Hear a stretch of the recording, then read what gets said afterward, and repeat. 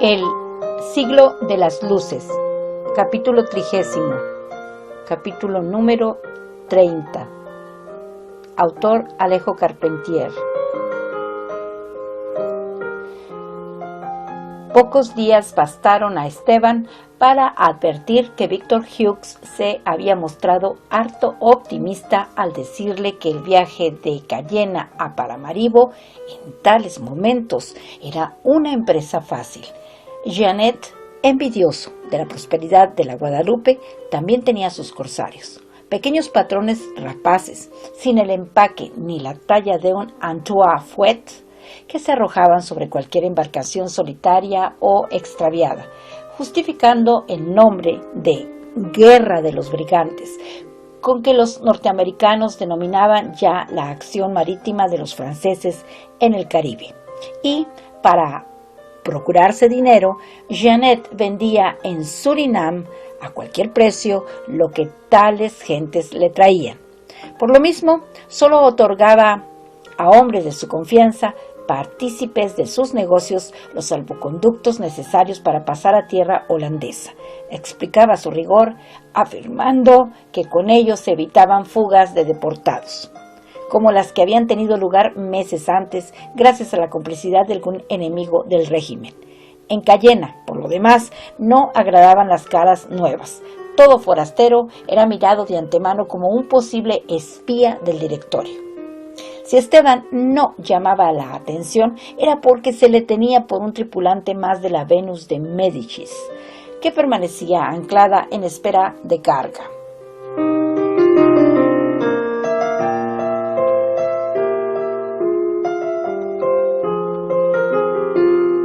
Pero le llegaría el día de zarpar, haciéndose inevitable el regreso a la Pointe-à-Pitre, donde acaso se había encendido una guerra civil o trabajaban los mecanismos inquisitoriales del terror blanco. El joven, de solo pensarlo, tenía como una sensación de derrumbe interior. Dábale el pulso un sordo embate y algo se le desplomaba en medio del pecho, dejándolo sin respiración. Un miedo hasta ahora desconocido se apoderaba de él, habitándolo como una enfermedad. Ya no podía dormir una noche entera. Despertaba, a poco de acostarse, con la impresión de que todo lo oprimía. Las paredes estaban allí para cercarlo, el techo bajo para enrarecer el aire que respiraba. La casa era un calabozo, la isla una cárcel, el mar y la selva murallas de una espesura inmedible. Las luces del alba le traían un cierto alivio.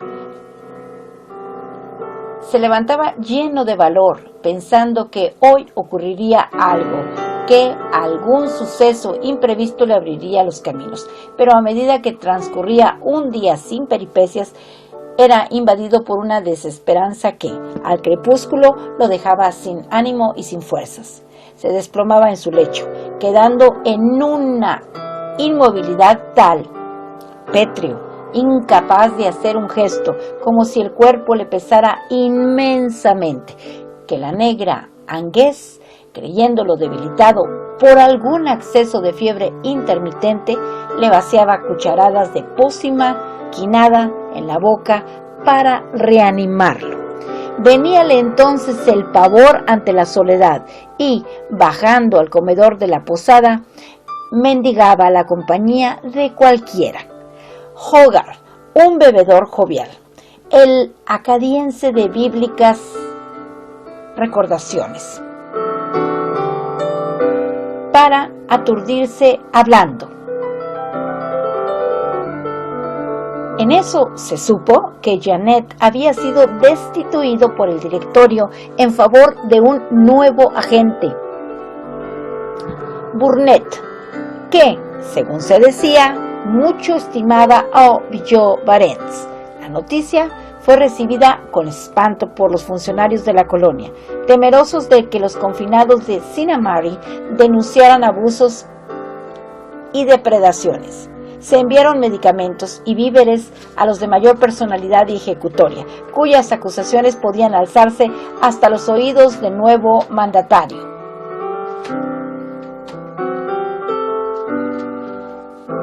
Dábase el caso raro de que los últimos jacobinos perseguidos en Francia levantaran la cabeza en América, inexplicablemente favorecidos por otorgamiento de poderes y nombramientos oficiales. De repente se establecía un tráfico activo entre Cayena, Kourou y Sinnamary, que Esteban creyó oportuno aprovechar para deshacerse de los paquetes y cartas que Victor Hughes le había confiado. Nada le impedía destruir el contenido de los bultos envueltos en lonas cosidas, ni apoderarse de los valores encerrados en las cajas lacradas que completaban la encomienda. Con ello se libraría de un bagaje siempre comprometedor en época de pesquisas policiales, sin tener que rendir cuentas de su fea acción. Menos fea ahora, cuando la situación del máximo deportado cambiaba de cariz. Billaud Varens, por otra parte, era un personaje que le inspiraba una tenaz aversión, pero Esteban, por mucho haber frecuentado los medios revolucionarios, se había vuelto supersticioso. Creía que ciertos alardes de salud o de dicha traían la enfermedad o la desventura. Creía que el destino era siempre duro con quienes se mostraban demasiado confiados en su suerte. Y creía, sobre todo, que el incumplimiento de un encargo o, en ciertos casos, el mero hecho de no molestarse en ayudar a quien fuese desdichado podía producir una paralización de energías o corrientes favorables a la propia persona, culpable de egoísmo o dejadez ante alguna fuerza desconocida, pesadora de actos. Y al ver que no hubiese hallado un modo siquiera novelesco de pasar a Paramaribo, pensaba que podrían volver las circunstancias a su favor, afanándose en cumplir el encargo de Victor Hughes. A falta de otro confidente, se franqueó con Hogarth, hombre acostumbrado a vérselas con gentes de muy distinta lana, que iba de sus ollas a sus negras sin desvelarse por políticas. Por él supo que si Collot de Herbois había sido objeto de un desprecio general a causa de su alcoholismo, de sus sollozos de histrión fracasado, de sus cobardías postreras, Billaud se sentía rodeado de un odio que, lejos de intimidarlo, tenía el poder de estimular un orgullo que asombraba a los mismos que, por indirecta u olvidada orden suya, sufrían los rigores de la deportación. En medio de tantos desalentados y arrepentidos, de tantos debilitados y amargados, el implacable de ayer se negaba a toda claudicación, solitario y huraño, tallado de una pieza, afirmando que si la historia, dando un salto atrás, lo volviera a situar ante las contingencias vividas, actuaría exactamente como antes.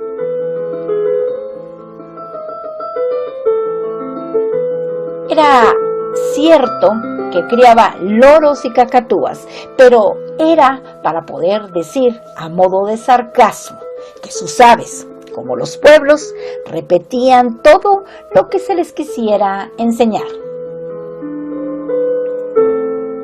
Esteban hubiera querido evitarse el viaje a Sinnamary, entregando lo que guardaba a alguna persona de confianza, conocida por el posadero. Para gran sorpresa suya, Hogarth le aconsejó que hablara con la superiora de las monjas de Saint-Paul de Chartres, a quien Billaud Varens estimaba grandemente, tratándola de muy respetable hermana, desde que había sido atendido por ella durante una grave enfermedad contraída a poco de llegar a la colonia. Al día siguiente fue introducido el joven en una angosta sala del hospital, donde se detuvo, atónito ante un gran crucifijo, colgado frente a una ventana abierta sobre el mar, entre cuatro paredes blancas, pasadas a pintura de cal, donde no había más muebles que dos taburetes, el uno de peludo cuero de res, el otro de crines trenzadas. Materia del buey, materia del asno, El diálogo entre el océano y la figura cobraba un patetismo sostenido y perenne, situado fuera de toda contingencia y lugar. Cuanto podía entre luces, engendros y tinieblas, estaba dicho, por siempre dicho, en lo que iba de una escueta geometría de madera negra a la inmensidad fluida y una de la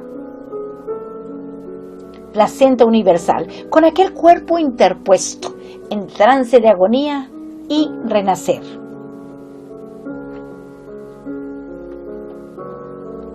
Tanto tiempo hacía que Esteban no se encontraba con un Cristo que tenía la impresión de cometer un acto íntimamente fraudulento al mirarlo ahora, de muy cerca, como quien se hubiera encontrado con un viejo conocido, vuelto sin permiso de las autoridades a una patria común de donde hubiese sido desterrado. Por lo pronto, aquel personaje había sido el testigo y confidente de su infancia. Estaba presente aún en la cabecera de cada cama de la remota casa paterna, donde se estaría esperando el regreso de un ausente. Y luego era el recuerdo de tantas cosas que se sabían ambos. Ni palabras hacían falta para hablar de cierta huida al Egipto y de la noche famosa en el establo, con tantos reyes y pastores. Y me acuerdo ahora de la caja de música con su pastora, traída a mi cuarto por aquellos reyes, en una epifanía que me fuera particularmente dolorosa a causa de la enfermedad. Y de los mercaderes que vendían baratijas en los portales del templo y de los pescadores del lago.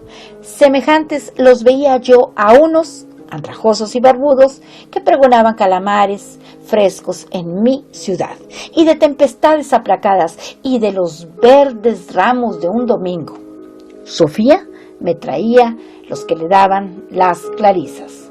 Eran de hoja de palma real, mullida y amarga. Permanecían húmedas, trenzadas en los barrotes de mi cama durante varios días, y también del máximo pleito, y de la sentencia, y de la enclavación. ¿Cuánto tiempo hubiera soportado yo?, se preguntaba Esteban desde niño, al pensar que unos clavos, traspasando el centro de la mano, no debían doler tanto, y había probado 100 veces, hincándose con un lápiz, con una aguja de bordar, con el pico de una alcuza, empujando y hundiendo, sin mucho sufrir. Con los pies, la prueba sería más ardua, sin duda, a causa del espesor. Era posible, sin embargo, que la crucifixión no hubiese sido el peor de los suplicios inventados por el hombre. Pero la cruz era un áncora y era un árbol, y era necesario que el Hijo de Dios padeciera su agonía sobre la forma que simbolizaba a la vez la tierra y el agua, la madera y el mar, cuyo eterno coloquio había sorprendido a Esteban aquella mañana en la angosta sala del hospital. Sacado de sus reflexiones intemporales por un toque de corneta arrojado desde lo alto de la fortaleza, pasó bruscamente a pensar que la debilidad de la revolución que tanto atronaba el mundo con las voces de un nuevo Ye Ira estaba en su ausencia de dioses válidos. El Ser Supremo era un dios sin historia. No le había surgido un Moisés con estatura suficiente para escuchar las palabras de la zarza ardiente, concertando una alianza entre el Eterno y las tribus de su predilección. No se había hecho carne ni había habitado entre nosotros. A las ceremonias celebradas en su honor faltaba la sacralidad, faltaba la continuidad de propósitos, la inquebrantabilidad ante lo contingente e inmediato que inscribía en una trayectoria de siglos al lapidario de Jerusalén con los 40 legionarios de Sebastos, al arquero Sebastián, al pastor Ireneo, los doctores Agustín, Anselmo y Tomás, con el moderno Felipe de Jesús, mártir de Filipinas, por quien varios santuarios mexicanos se adornaban de cristos chinos, hechos de fibra de caña de azúcar, con tales texturas de carne que la mano, al tocarlos, retrocedía ante una ilusión de pálpito aún viviente en la herida de lanza. Única lanza, de tal suerte enrojecida que se les abría en el costado. Sin necesidad de orar, puesto que no tenía fe, Esteban se complacía en la compañía del crucificado, sintiéndose devuelto a un clima familiar. Aquel Dios le pertenecía por herencia y derecho. Podía rechazarlo, pero formaba parte del patrimonio de los de su raza. «Buenos días», le dijo jovialmente a media voz. «Buenos días», respondió detrás de él la voz queda de la superiora. Esteban, sin mayores preámbulos, le expuso el objeto de su visita. «Vaya a Sinamari como emisario nuestro», le dijo la religiosa, «y busque allá al abate Brottier, a quien puede confiar sus encomiendas. Es el único amigo seguro que tiene en esta colonia, el señor Bigot-Varens». Decididamente, pensó Esteban, aquí ocurren cosas muy raras.